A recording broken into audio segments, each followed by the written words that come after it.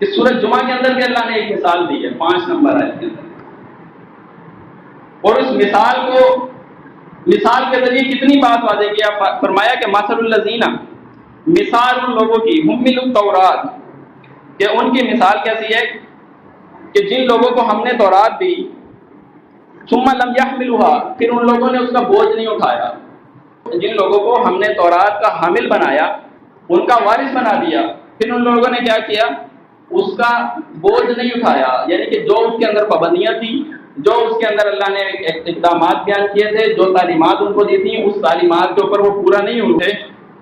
فرمایا کہ کمثل الحمار، ان کی مثال گدھے کی طرح ہے،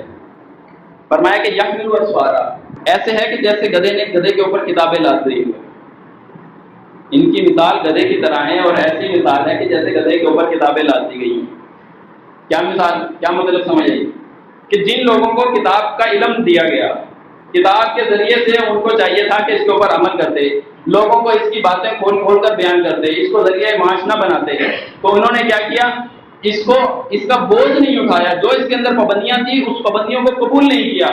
اور جب انہوں نے قبول نہیں کیا، اللہ نے فرمایا کہ ان کی مثال کس کی طرح ہے، گدھے کی طرح، کہ یہ بھی گدھے کو نہیں پتا ہوتا، گدھے کے اوپر کچھ بھی بوجھ ڈال دو اس کو نہیں پتا ہوتا میرے اوپر کتابیں لاد دی گئی ہیں،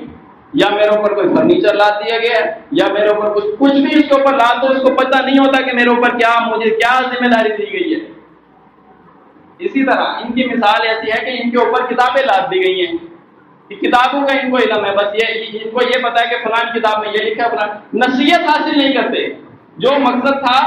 جس تک پہنچنا تھا نصیحت حاصل کرتے، اس کے اوپر عمل کرتے، پھر لوگوں کے اندر بیان کرتے، اس کو ذریعہ معاش نہ بناتے، اللہ کی رضا کے لیے جو کام کیے تھے اجر بھی اللہ سے لیتے،